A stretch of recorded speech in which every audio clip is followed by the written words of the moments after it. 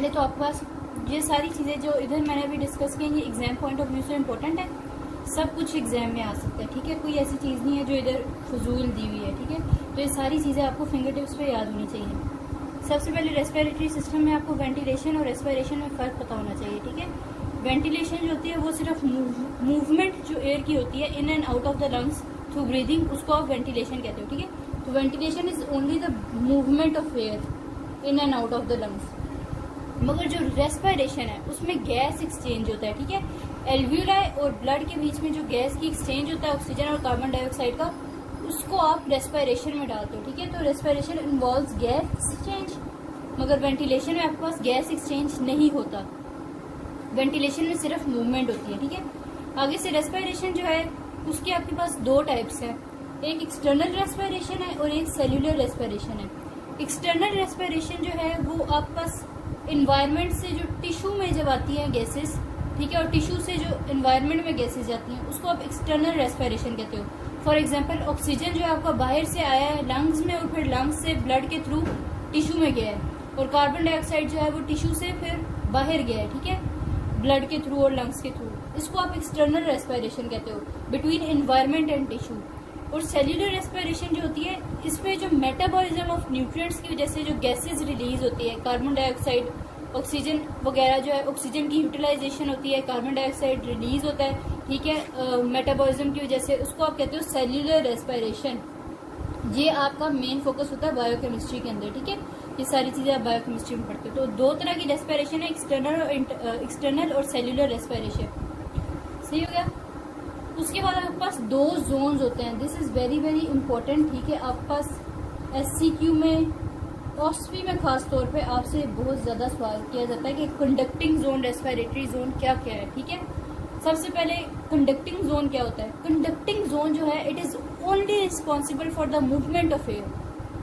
Conducting zone में exchange of gases नहीं होता, कंडक्टिंग जोन में सिर्फ मूवमेंट होती है एयर की। और कंडक्टिंग जोन कहाँ से कहाँ तक होता है, नेजल पैसेजेस से लेके टर्मिनल ब्रोंक्यूल्स तक आपके पास कंडक्टिंग जोन होता है, और इसका फंक्शन है सिर्फ movement of gases.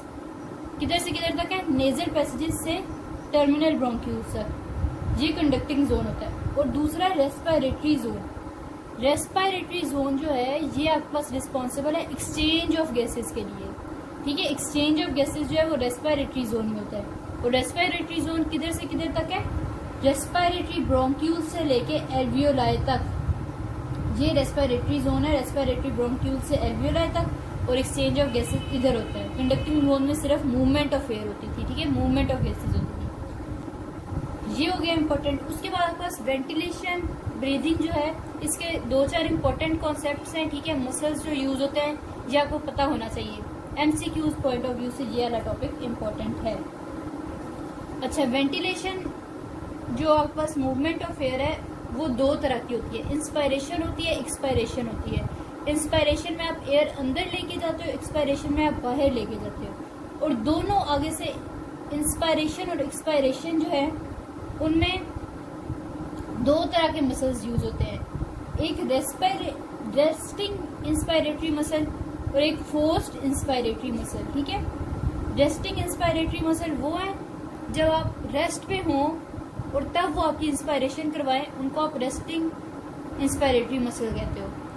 Forced inspiratory muscle वो है कि जब आप स्ट्रेस लो और आप फोर्स्ड इंस्पायरेशन करो तो आपके नॉर्मल मसल्स के अलावा जो आपके पास एक्स्ट्रा मसल्स होते हैं वो जो यूज होता है वो फोर्स्ड इंस्पायरेटरी मसल्स हैं, ठीक है। रेस्टिंग इंस्पायरेटरी मसल्स में आपके पास आ जाता है डायफ्राम और एक्सटर्नल इंटरकोस्टल मसल। जब आप इंस्पायरेशन कर रहे होते हो तो आपका डायफ्राम जो है, अब आपके पास ये थोरेसिक कैविटी है, ठीक है। तो आपने इंस्पायरेशन में थोरेसिक कैविटी का साइज इंक्रीज करवाना है। अब इमेजिन करो थोरेसिक कैविटी एक डब्बा है, ठीक है। अब आपने उसको इस तरह से भी इंक्रीज करवाना है, चौड़ाई में भी और लंबाई में भी उसको इंक्रीज कराना है, ठीक है। तो जो लंबाई में आपके पास इंक्रीज करवाता है चेस्ट कैविटी को वो है आपके पास डायाफ्राम, और जो चौड़ाई में आपके पास लंबा करवाता है चेस्ट कैविटी को वो है आपके पास एक्सटर्नल इंटरकोस्टल्स, ठीक है। डायफ्राम इंक्रीज करता है vertical dimension of the chest cavity during inspiration, vertical dimension, क्योंकि डायफ्राम की कॉन्ट्रैक्शन होती है और वो नीचे मूव कर जाता है, ठीक है। तो आपके पास जो लंबाई है चेस्ट कैविटी की वो इंक्रीज हो जाती है। और जो एक्सटर्नल इंटरकोस्टल है वो जब कॉन्ट्रैक्ट करते हैं वो रिब केज को बाहर की तरफ खींचते हैं और ऊपर की तरफ खींचते हैं, ठीक है। तो उसकी वजह से जो आपके पास साइड टू साइड डायमेंशन है वो आपके पास चेस्ट कैविटी का इंक्रीज हो जाता है।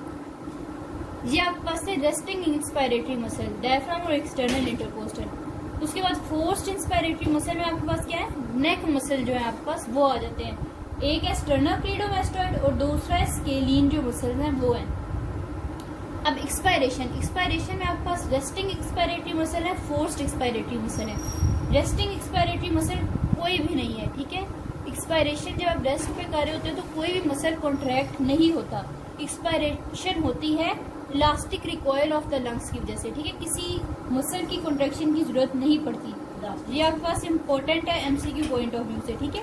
एक्सपायरेशन रेस्ट पे जब हो रही होती है कोई मसल नहीं यूज होता, मगर जो फोर्स्ड एक्सपायरेटरी मसल्स हैं, ठीक है, उनमें आपके पास 3 आ जाते हैं। फिर आगे से 3 आ जाते हैं, ठीक है।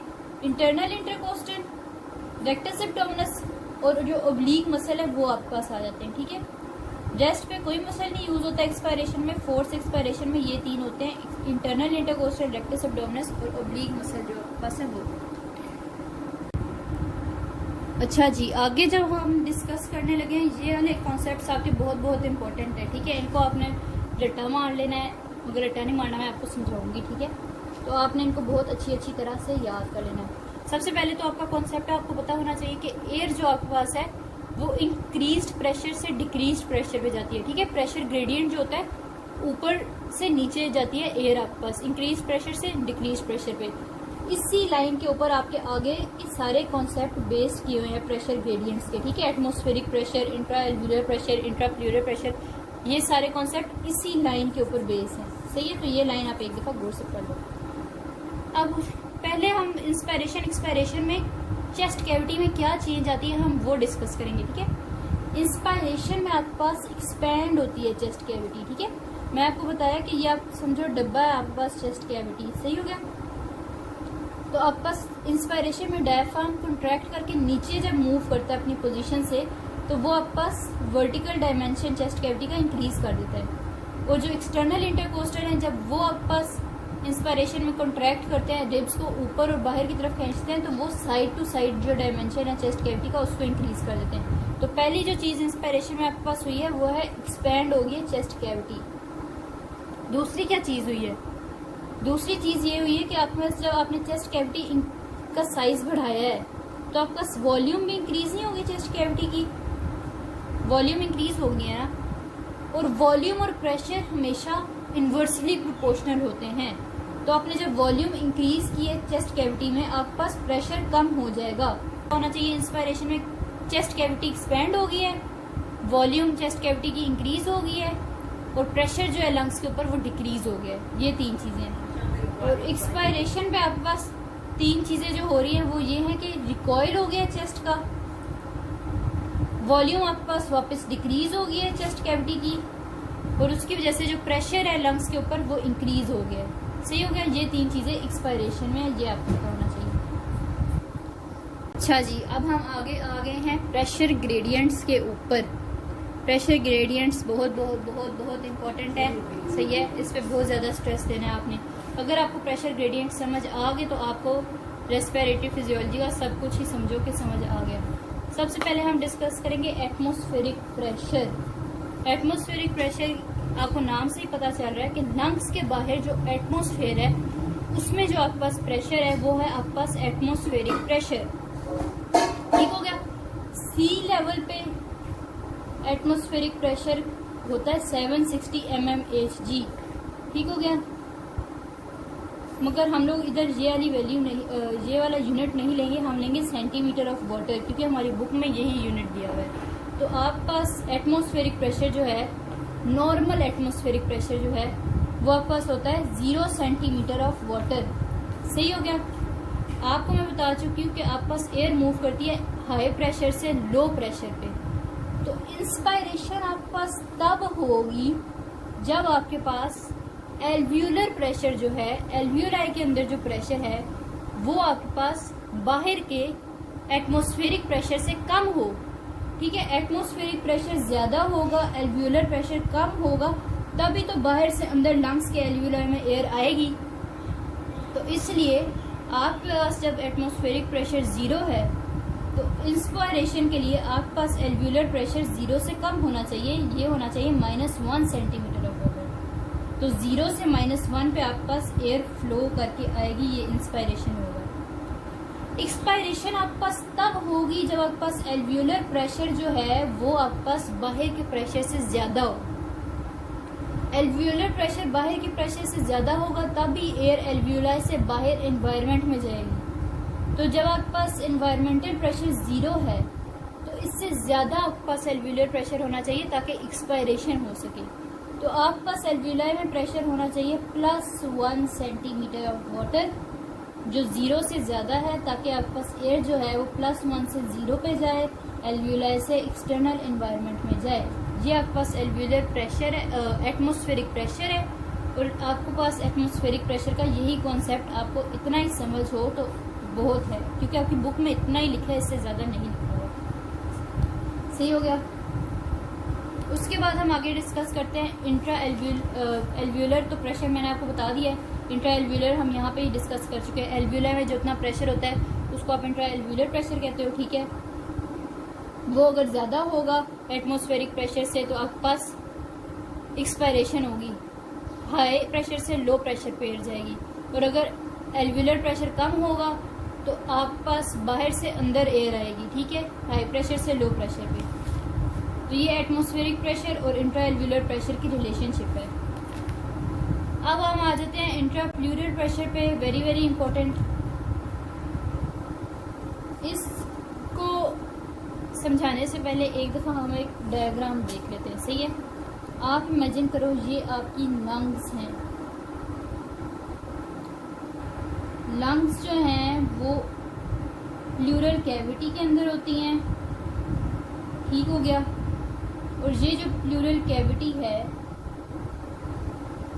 इसके बाहर जो है यहाँ पे आपके पास थोरेसिक केज है।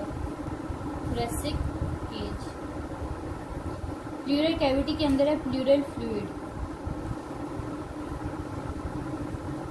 इस प्लूरल फ्लूइड का जो प्रेशर होता है ये नॉर्मली इतना प्रेशर होता है कि ये आपकी लंग्स को आपके थोरेसिक केज के साथ इस तरह जॉइन करके रखता है। मगर क्योंकि ये फ्लूइड जो है ये जॉइन तो करके रखता है इसका प्रेशर थोरेसिक केज के साथ, मगर ये फ्रिक्शन नहीं प्रोड्यूस होने देता लंग और थोरेसिक केज के बीच में। ठीक है, क्योंकि ये फ्लूइड है। इंट्रा प्लूरल प्रेशर, ये जो प्लूरल फ्लूइड का जो प्रेशर है ना, जो प्लूरल कैविटी के अंदर प्लूरल फ्लूइड है, इसका प्रेशर जो होता है इसको आप कहते हो इंट्रा प्लूरल प्रेशर। और इसकी नॉर्मल वैल्यू इतनी होती है कि एटमॉस्फेरिक प्रेशर से -4 का डिफरेंस होता है इसके बीच में। और क्या कहते हैं, एटमॉस्फेरिक प्रेशर के बीच में। ठीक है, -4 सेंटीमीटर का डिफरेंस होता है। फॉर एग्जाम्पल आपके पास अगर एटमॉस्फेरिक प्रेशर है 0 सेंटीमीटर ऑफ वाटर तो आपके पास प्लूरल फ्लूइड का प्रेशर होगा या फिर इंट्रा प्लूरल प्रेशर जो होगा वो होगा -4 सेंटीमीटर ऑफ वाटर। सही हो गया। अच्छा, इंट्रा प्लूरल प्रेशर जो है pressure of fluid in the pleural cavity between the lungs and thoracic cavity. ठीक है, ये लंग्स हैं, इनके बाहर प्लूरल फ्लूइड होता है। इस फ्लूइड में जो प्रेशर है इसको आप कहते हैं intra plural pressure. Beginning of inspiration में होता है ये -5 सेंटीमीटर ऑफ वाटर और ड्यूरिंग इंस्पायरेशन जो है ये -7 सेंटीमीटर ऑफ वाटर में हो जाता है, ज्यादा नेगेटिव चला जाता है। ठीक है, ये दो इंपॉर्टेंट एमसीक्यूज हैं। बिगिनिंग ऑफ इंस्पायरेशन में -5 सेंटीमीटर ऑफ वाटर है, during inspiration -7 centimetre of water है। और रेस्ट पे जो होता है एटमॉस्फेरिक प्रेशर से कंपेयर्ड ये -4 सेंटीमीटर ऑफ वाटर का डिफरेंस आता है। अगर एटमॉस्फेरिक प्रेशर आपके पास 0 है तो आपके पास जो इंट्रा प्लूरल प्रेशर है वो -4 होगा। और इंट्राप्लूरल प्रेशर का क्या फंक्शन क्या है? देखो, जब भी आपके पास ये प्रेशर, क्योंकि ये नेगेटिव प्रेशर है, ठीक है, तो ये जो आपकी लंग्स जो है उन पे एक सक्शन क्रिएट करता है और उनको ये नेगेटिव प्रेशर जो है ये खींच के आपकी लंग्स को रखता है थोरेसिक केज के साथ, ताकि आपकी लंग्स खुली रहें। अगर ये इंट्राप्लूरल प्रेशर नहीं होगा, ये नेगेटिव प्रेशर नहीं होगा, तो आपकी लंग्स कोलैप्स कर जाएंगी, ठीक है, ऐसे बंद हो जाएंगी, सिकुड़ जाएंगी, ठीक है। मगर क्योंकि ये है तो आपके पास जो लंग्स हैं ये थोरेसिक केज के साथ लगी होती है, खुली रहती है, ठीक है। ये इंट्राप्लूरल प्रेशर का फंक्शन है कि ये keeps the lungs attached to the chest cavity, it creates a suction, very very important.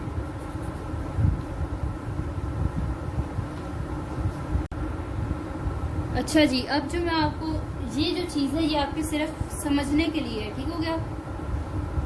इसको आप समझ जाओगे तो आपको ये समझ आ जाएगा, ऊपर वाला इंट्राप्लूरल प्रेशर और एटमॉस्फेरिक प्रेशर, एल्वियोलर प्रेशर का आपके पास जो रिलेशनशिप है वो समझ आ जाएगा। अच्छा, हम देखते हैं बिफोर इंस्पायरेशन क्या होता है। बिफोर इंस्पायरेशन आप समझो एनवायरनमेंट में आपके पास 0 सेंटीमीटर ऑफ वाटर है, आपके पास एल्वियोलाई में भी 0 सेंटीमीटर ऑफ वाटर है, और इस वक्त आपके पास कोई एक्सचेंज ऑफ गैस नहीं हो रहा, क्योंकि कोई फ्लो ऑफ एयर नहीं होगा हाई प्रेशर से लो प्रेशर पे, क्योंकि बाहर और एल्वियोलाई में जो प्रेशर है वो सेम है, 0 सेंटीमीटर ऑफ वाटर, ठीक हो गया। मगर जो प्लूरल कैविटी है उसका मैं आपको बता चुकी हूँ कि एनवायरनमेंट से कंपेयर्ड हमेशा -4 उसका जो वैल्यू है वो होती है। तो आपके पास प्लूरल जो प्रेशर है, इंट्राप्लूरल प्रेशर, ठीक है, वो है -4 सेंटीमीटर ऑफ वाटर। ये आपके पास है बिफोर इंस्पायरेशन, ठीक हो गया। एनवायरनमेंट में भी 0 सेंटीमीटर ऑफ वाटर, एल्वियोलाई में भी 0 centimetre of water, no exchange of gas, ठीक है। मगर जो प्लूरल कैविटी है उसका intrapleural pressure -4 centimetre of water है, एनवायरमेंटल प्रेशर से -4 सेंटीमीटर कम, मतलब डिफरेंस, सही हो गया। अब हम आ जाते हैं ड्यूरिंग इंस्पायरेशन। ड्यूरिंग इंस्पायरेशन आपके पास अंदर का प्रेशर जो है आपके पास ज्यादा नेगेटिव हो जाएगा। जब वो ज्यादा नेगेटिव हो जाएगा बाहर के प्रेशर से कंपेयर्ड, तभी आपके पास बाहर से अंदर एयर आएगी, ठीक है। Air flows from high pressure to low pressure, तो अंदर का प्रेशर आप नेगेटिव करोगे तो तब भी बाहर से आपके पास अंदर एयर आएगी। तो ड्यूरिंग इंस्पायरेशन आपके पास बाहर का तो एनवायरमेंटल जो प्रेशर है उसको तो आप चेंज नहीं कर सकते, तो वो आपके पास 0 सेंटीमीटर ऑफ वाटर ही है, ठीक है। वो आपके पास इंस्पायरेशन में 0 सेंटीमीटर ऑफ वाटर ही रहेगा एटमॉस्फेरिक प्रेशर। मगर जो एल्वियोलाई हैं उनमें आपके पास हो जाएगा -1 सेंटीमीटर ऑफ वाटर प्रेशर हो जाएगा, 0 से -1 पे आ गया। तो आपके पास जो है 0 सेंटीमीटर एटमॉस्फेरिक प्रेशर है, ये फिर एयर जो है बाहर से अंदर की तरफ आएगी लंग एल्वियोलाई में, जिनमें -1 सेंटीमीटर ऑफ वाटर आ गया। हाई प्रेशर से लो प्रेशर में आपके पास एयर आ रही है। मगर अब इधर आपके पास इंट्राप्लूरल प्रेशर का क्या फंक्शन है, ठीक है। इंट्राप्लूरल प्रेशर ने क्या करना है, एयर तो आपके पास आ रही है, हमें सिर्फ एयर अंदर लाने की जरूरत नहीं है, हमें इतनी एयर अंदर लाने की जरूरत है कि वो हमारी बॉडी की डिमांड्स जो है, नीड्स जो है, उनको पूरा कर सके, ठीक है। तो आपकी लंग्स को एक्सपेंड करने के लिए मैं आपको क्या बता चुकी हूँ कि जो इंट्राप्लूरल प्रेशर है वो आपकी लंग्स को आपके थोरेसिक केज के साथ ऐसे खींच के रखता है, ठीक है। तो आपके पास जो प्लूरल कैविटी है उसका इंट्राप्लूरल प्रेशर जो है वो -4 सेंटीमीटर से -5 सेंटीमीटर पे आ जाता है ड्यूरिंग इंस्पायरेशन, और उसकी वजह से जो है आपकी जो लंग्स हैं उन पे और ज्यादा सक्शन प्रोड्यूस होती है, वो और आपकी चेस्ट कैविटी के साथ जाके लगती हैं और आपके पास उनमें एरिया जो है वो ज्यादा हो जाता है।